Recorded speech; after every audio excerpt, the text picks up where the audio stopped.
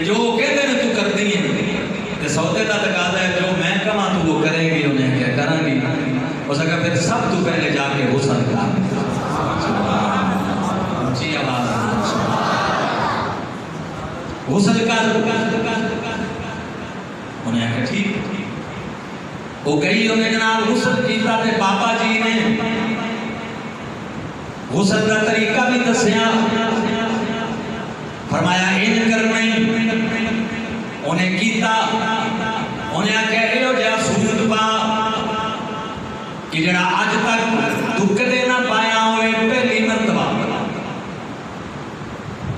उन्हें पाया। बाबे ने फरमाया वुजू कर। उन्हें आख्या ठीक है, उन्हें वुजू किया। तवज्जो है।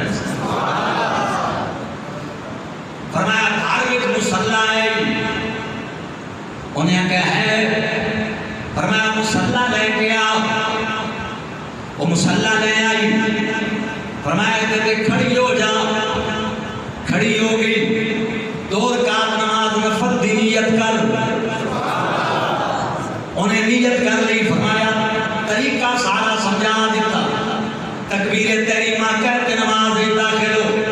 उन्हें तकबीर तहरीमा की नमाज दाखिल हो गई।